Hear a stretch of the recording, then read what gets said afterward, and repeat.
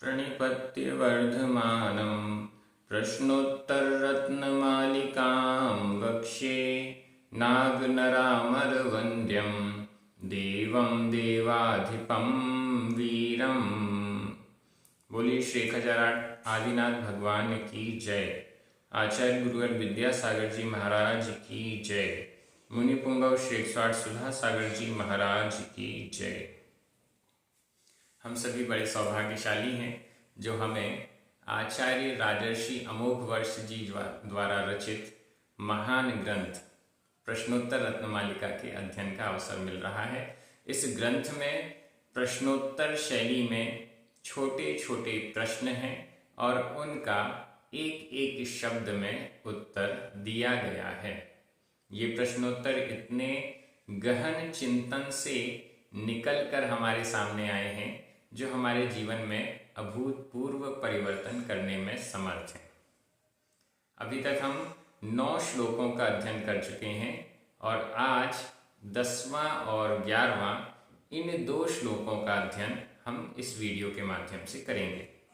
इन दोनों श्लोक में बहुत अच्छे अच्छे छोटे छोटे से प्रश्न हैं। गहनता क्या है जिसे हम समझ नहीं पाते हैं? कौन है चतुर, कौन है निर्धन या दरिद्र? ऐसे बहुत सारे प्रश्न हमें यहाँ पर उपस्थित किए गए हैं और उनका उत्तर भी हमें प्राप्त होने वाला है। चलिए प्रारंभ करते हैं। श्लोक क्रमांक 10 उच्चारण। किम किम गहनम गहनम स्त्री चरितम स्त्री चरितम। यहाँ पर त्र में बड़ी ई की मात्रा है। स्त्री चरितम। कश्चतुरो कश्चतुरो यो न खंडितस्तेन खंडितस्तेन। किम किम दारिद्र्य, आधा या भी है, दारिद्र्य दारिद्र्य मसंतोष मसंतोष दारिद्र्य मसंतोष। एव एव किम लाघवम लाघवम यांचा यांचा। किं गहनं स्त्रीचरितं किं गहनं स्त्रीचरितं कश्चतुरो यो न खण्डितस्तेन कश्चतुरो यो न खण्डितस्तेन। किं दारिद्र्यमसन्तोष किं दारिद्र्यमसन्तोष। एव किं लाघवं यांचा एव किं लाघवं यांचा। बहुत अच्छा श्लोक है और इस श्लोक में 4 प्रश्न हमको दिखाई दे रहे हैं। 4 प्रश्न कैसे दिखाई दे रहे हैं? देखिए, किम कितनी बार आया हुआ है? सबसे पहले किम गहनम पहला, फिर दूसरी लाइन में किम दारिद्र्यम दूसरा, और फिर चौथे चरण में किम लाघवम तीसरा। ये 3 तो हमको मिल गए किम, और एक मिल रहा है दूसरे चरण में कश्चतुरो कहा। किम ये नपुंसक लिंग में और कहा ये पुल्लिंग में प्रथमा विभक्ति का एक वचन है। इनका अर्थ है कौन। तो 4 कौन शब्द हमको मिले हैं जिससे कि ये सिद्ध हो रहा है कि यहाँ पर 4 प्रश्न हैं। एक ही श्लोक में 4 प्रश्न हैं और उनके उत्तर भी एक एक चरण में हमको उनका उत्तर मिलता जाएगा। किम गहनम पहला प्रश्न, किम गहनम गहन क्या, गहन क्या है? गहन का अर्थ होता है जो हमें समझ में नहीं आता, जो परत दर परत अंदर अंदर जाते जाओ जाते जाओ जाते जाओ। सामने तो कुछ दिखाई दे रहा था, सामने तो कुछ समझ में आ रहा था, लेकिन जैसे जैसे अंदर जाते जाते हैं, जैसे जैसे और परतों को अलग करते जाते हैं, देखते जाते हैं, तो उसकी गहराई, उसकी गहनता, गहनता से तात्पर्य है कि वो हमारे समझ में नहीं आता। पहले तो कुछ समझ में आ रहा था, इसके बाद कुछ हो गया, फिर कुछ हो गया। तो वो गहनता है, मतलब ऐसा कार्य, ऐसा भाव या ऐसी वस्तु जो हमें समझ से परे है, उसे कहते हैं गहन। किम गहनम, गहनता क्या है? उत्तर, स्त्री चरितम। स्त्री चरितम, स्त्री का चरित्र, स्त्रियों का चरित्र बड़ा गहन है। अब इसकी व्याख्या करना थोड़ा सा अजीब सा लगेगा, लेकिन स्त्रियों का चरित्र बड़ा गहन होता है। कब किसके बारे में क्या विचार चल रहा है और कब उसके प्रति क्या कार्य हो जाए, कुछ भी समझ में नहीं आता है। यहाँ पर भी स्त्री शब्द का प्रयोग किया गया है। इसके पहले भी कौन चतुर है यो ललना, कौन शूरवीर है यो ललना लोचन बाणेर न च व्यथितः, ये श्लोक का आपको ध्यान आ गया होगा। कौन चतुर है जो ललनाओं के लोचन बाणों से व्यथित नहीं हुआ, महिलाओं के लोचन बाणों से व्यथित नहीं हुआ। अब यहाँ पर क्या कह रहे हैं, क्या गहन है? स्त्री चरितम, स्त्री का चरित्र, स्त्री का स्वभाव। चरित्र से यहाँ तात्पर्य है स्वभाव। स्त्री का स्वभाव इतना गहन है कि इसको कहा गया है देव भी नहीं जानते मनुष्य की क्या बात है। देव भी स्त्री के चरित्र को समझ नहीं पाते हैं तो मनुष्य क्या। अब यहाँ पर हमें गुस्सा होने की आवश्यकता नहीं है, यहाँ पर भी वही व्याख्या लीजिएगा। स्त्री का चरित्र गहन है, माता का चरित्र, माता का स्वभाव गहन नहीं है, बहन का स्वभाव गहन नहीं है, पुत्री का स्वभाव गहन नहीं है। जो भी हमारे रिश्ते में हैं उनका स्वभाव गहन नहीं है। उनका तो वात्सल्य है हमारे प्रति, उनका तो अच्छा भाव है हमारे प्रति, प्रेम है हमारे प्रति। लेकिन जिनका कोई भी रिश्ता हमारे साथ नहीं है, XYZ, उन महिलाओं का चरित्र हमारे प्रति गहन होता ही है। महिलाओं के अंदर कई ऐसे भाव होते हैं, आत्मरक्षा के भाव होते हैं जो होने भी चाहिए। उन सब कारणों से वो अपनी गहनता बनाए रखती हैं, उनको बनाए रहना चाहिए। इस दृष्टि से भी स्त्री चरित्र को गहन कहा गया है। आगे चलें। कश्चतुरो, संधि विच्छेद कर लीजिए। आज तो जो स्त्रियां हैं उनको गुस्सा आएगी, जो हमारी माताएं बहनें हैं या छोटी हैं उम्र में पुत्रियां हैं उनको गुस्सा नहीं आएगी, वो तो उनका वात्सल्य यथावत बना रहेगा। कश्चतुरो, कह संधि विच्छेद, कह विसर्ग, चतुरो विसर्ग के बाद व्यंजन आया है तो विसर्ग का यहाँ पर श हो गया है, च के अनुसार श हो गया है। विसर्ग का र भी हो जाता है, फिर स भी हो जाता है और ओ भी हो जाता है। ऐसे 3-4 हमको अलग अलग संधि में विसर्ग का जो रूपांतरण होता है वो हमको यहाँ पर संस्कृत में दिखाई दे रहा है। यहाँ पर च है तो च के अनुसार यहाँ पर शक्कर वाला श हो गया। अगर ट होता तो षटकोण वाला हो जाता, और अगर दा होता, ऐसे अलग अलग पूरा कैटेगरी संस्कृत संधियों की बनी हुई है, थोड़ी सी जटिल है। प्राकृत की संधियां अपन ने इस चैनल पर पढ़ी हैं, बहुत सरल थी, वो तो फिर भी बहुत सरल थी। लेकिन संस्कृत की तो बहुत सारे, इतने सारे नियम हैं कि 12 वर्ष में उसकी व्याकरण पढ़ी जाती है, उतने में तो हमारा जीवन ही पूरा बीत जाता है। कह चतुरो, कह, और यहाँ चतुरो, चतुरः विसर्ग का ओ हो गया है। कह में विसर्ग का श हो गया और चतुरः में विसर्ग का ओ हो गया। कह यानी कौन, चतुरः चतुर है। कौन चतुर है? चतुर कौन है? चतुर किसे कहते हैं? जो समझदार है, बुद्धिमान है, बुद्धिमान होने के साथ साथ चालाक भी है। उसे चालाकी और बुद्धिमानी का जो मिक्सचर है उसको कहते हैं चतुर। चतुर कहने से किसी की निंदा नहीं होती, ये तो बड़ा चतुर है, मतलब समझदार है, वर्तमान की परिस्थिति को समझता है और अपना काम करता रहता है। तो चतुर, चतुर कौन है? सयाना भी बोल सकते हैं। कौन सयाना है? अब उत्तर देखिएगा।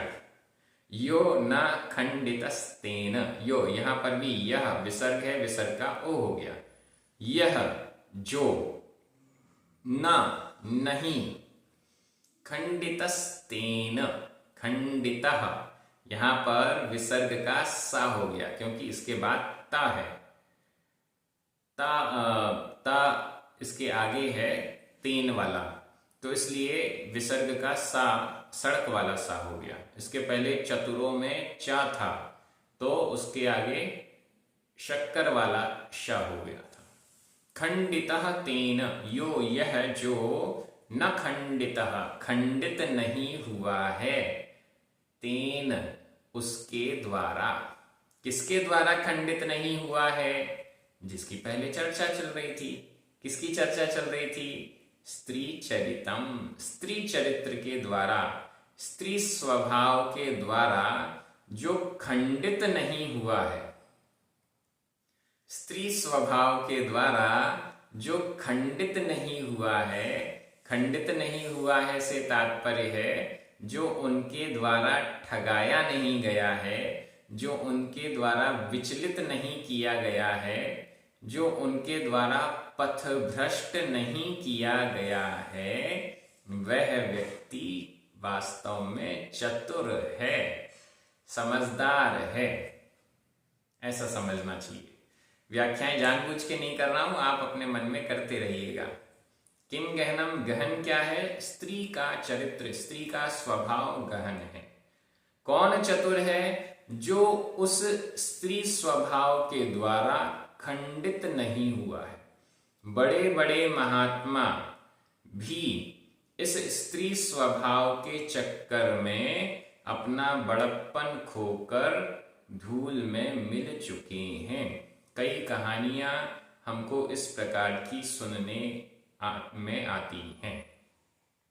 आगे तीसरा प्रश्न, किम दारिद्र्यम असंतोष। यहां भी संधि विच्छेद करें। किम यानी क्या? दारिद्र्यम असंतोष, दारिद्र्यम आधा म, दारिद्र्यम और असंतोष का अ, आधा म और आ मिलकर म पूरा हो गया।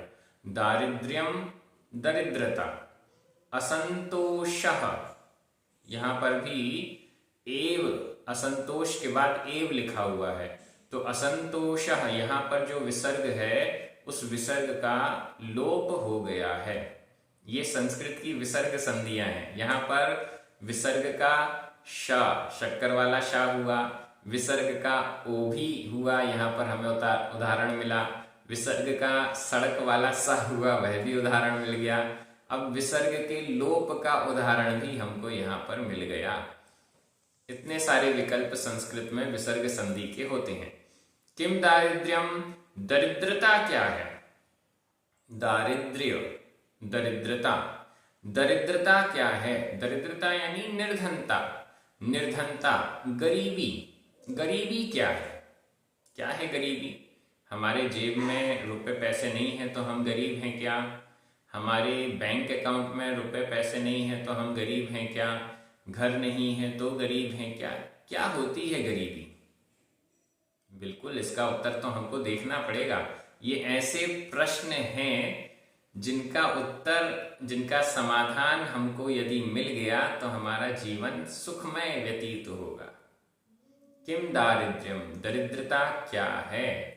उत्तर आया असंतोषः एव। एव का अर्थ होता है ही। असंतोषः, असंतोष ही दरिद्रता है। संतोष का ना होना ही दरिद्रता है।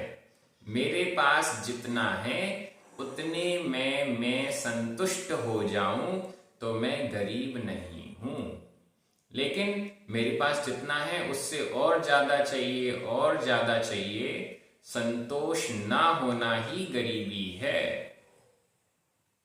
कोई लखपति व्यक्ति है, आजकल तो सभी प्रायः लखपति हो ही जाते हैं, कोई करोड़पति है और वो कहता है मुझे 10-20 करोड़ और चाहिए, तो इसका मतलब वो करोड़पति होते हुए भी गरीब है, ऐसा हमको समझना चाहिए। तो हमें क्या करना है?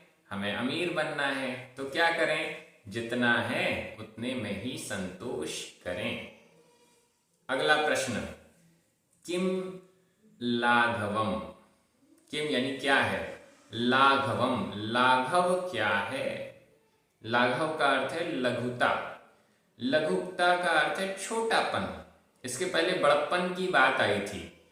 बड़प्पन का मूल क्या है? किम गुरुताया मूलम, गुरुता का मूल क्या है? क्या बताया गया था? याद आ जाना चाहिए।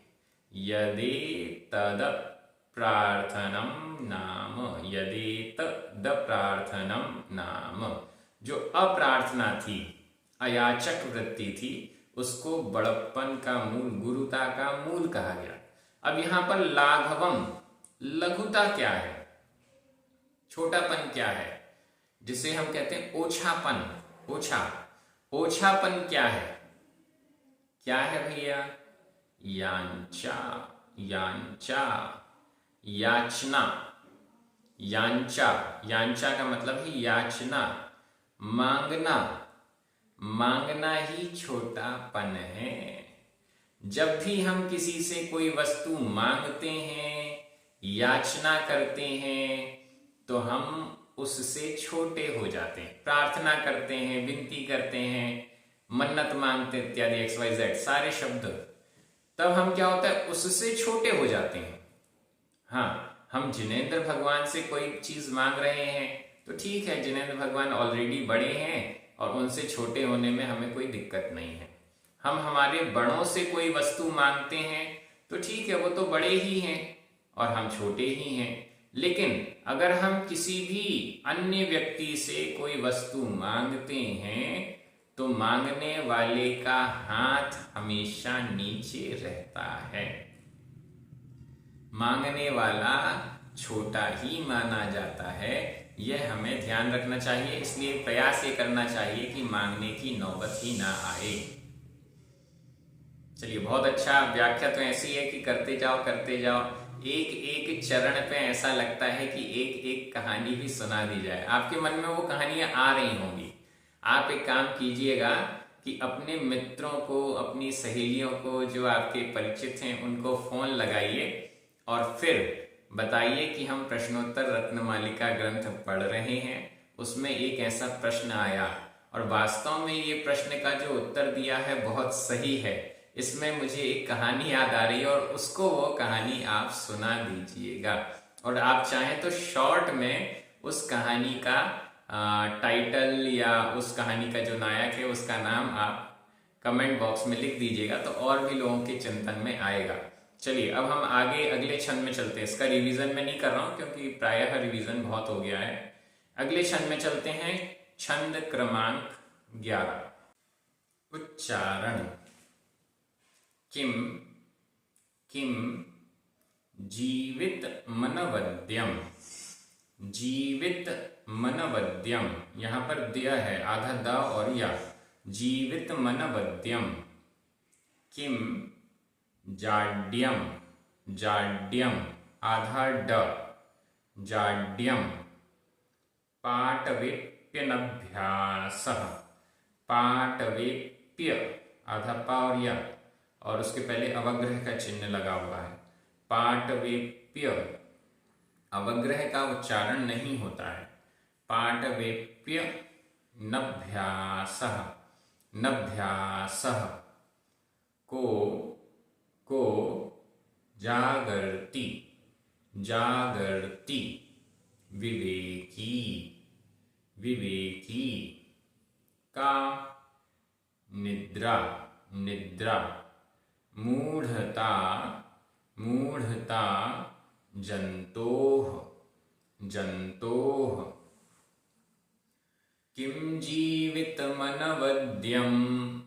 किं जीवितमनवद्यं किं जाड्यं पाटवेप्यनभ्यासः किं जाड्यं पाटवेप्यनभ्यासः को जागर्ति विवेकी को जागर्ति विवेकी का निद्रा मूढ़ता जन्तोः का निद्रा मूढ़ता जन्तोः। यहाँ जन्तोः विसर्ग का भी उच्चारण है, जंतो अकेला नहीं, जंतोः। अर्थ देखिए, 4 प्रश्न यहां पर भी हैं। किम 2 बार, को 1 बार और का ये 4 बार।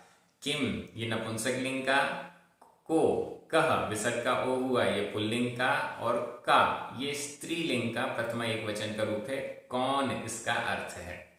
अब देखिए, किम जीवित मनवद्यम, किम जीवितम संधि विच्छेद जीवितम आधा म, अनवद्यम आधा मा और आ मिलकर मा पूरा हो गया। किम जीवितम जीवन क्या है। अरे इतना बड़ा जीवन है, जी रहे हैं, सांस ले रहे हैं, सारे काम कर रहे हैं। अब यहां प्रश्न हुआ जीवन क्या है।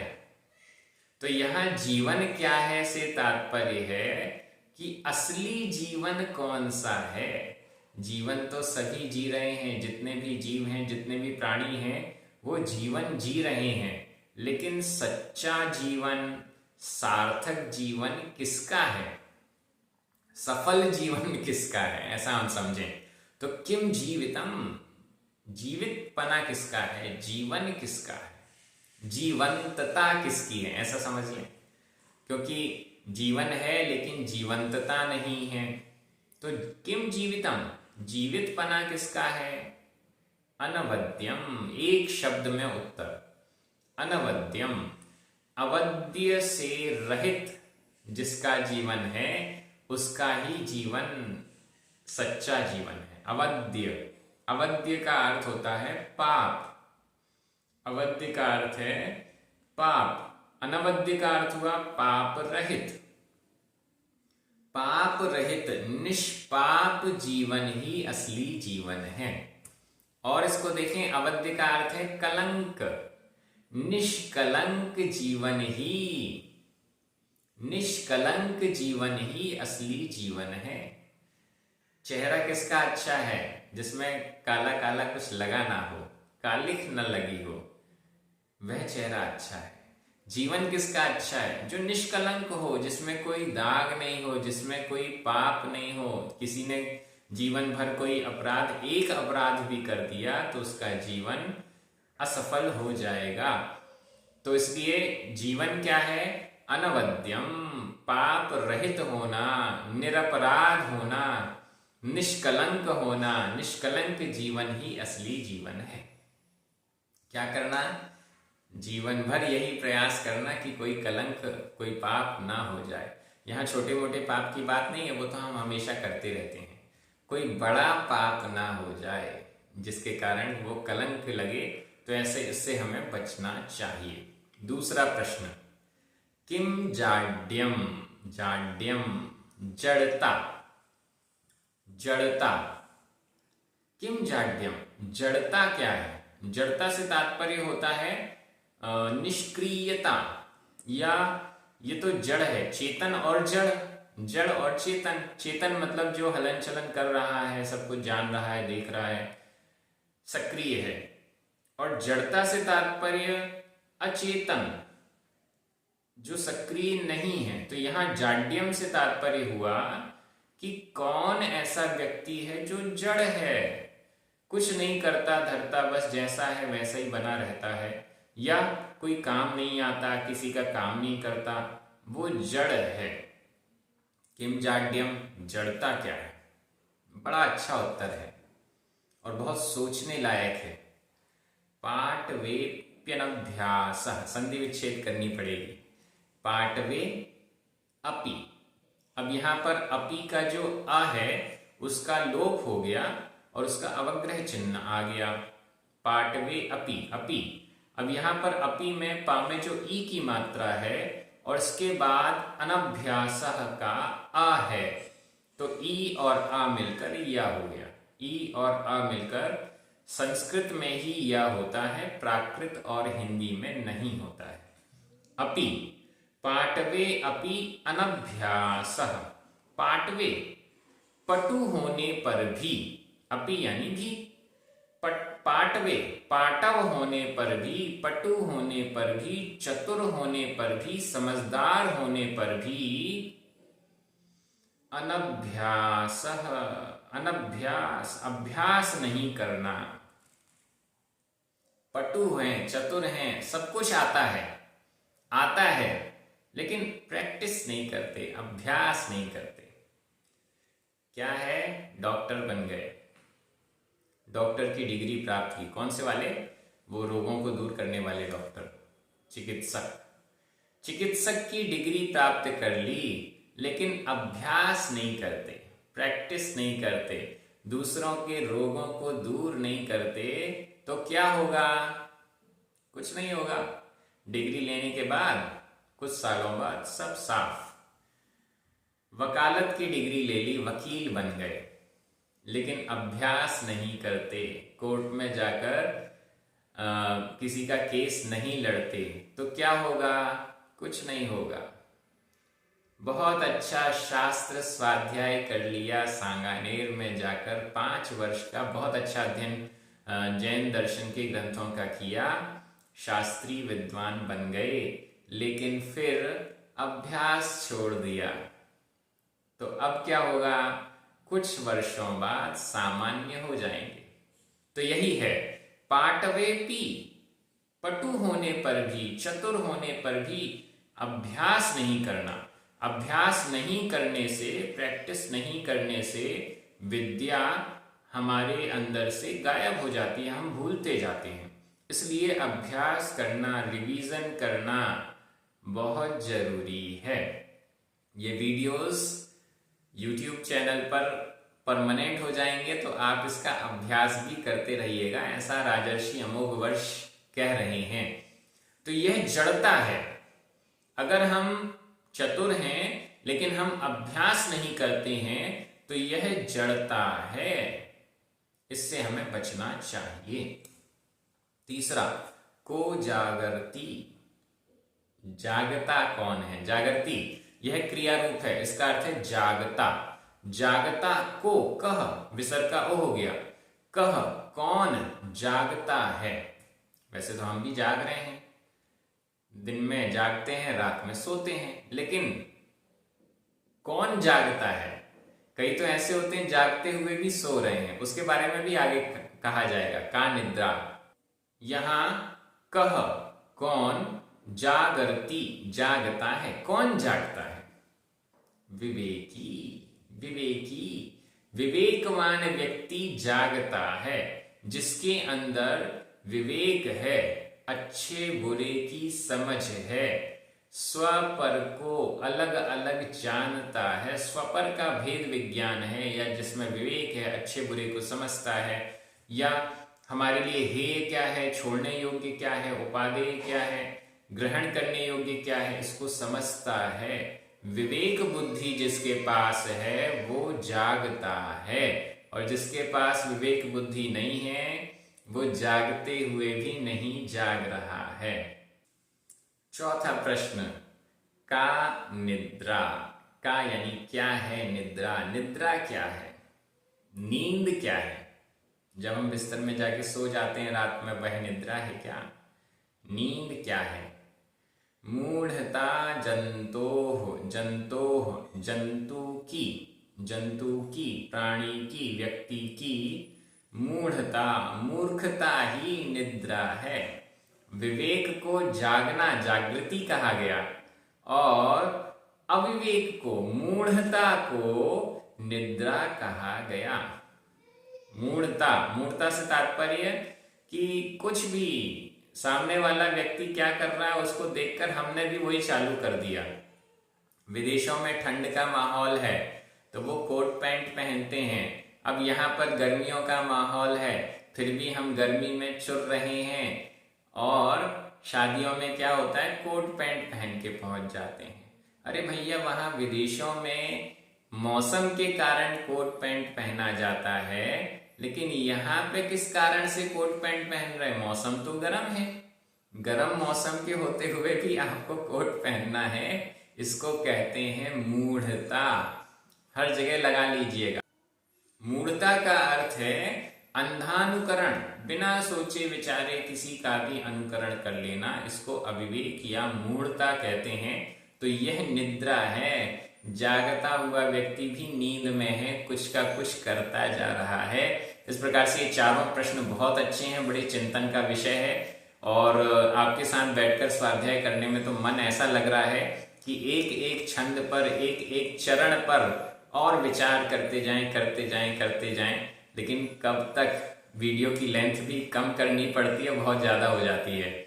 आप सभी बहुत अच्छे से अध्ययन कर रहे हैं, बड़ा आनंद आ रहा है। एक दूसरे को मोटिवेट कीजिए प्रश्नोत्तर रत्नमालिका जैसे सरल ग्रंथ के पढ़ने के लिए, और सभी को इस वीडियो को शेयर भी कीजिए, प्रेरित कीजिए पढ़ने के लिए, समझने के लिए।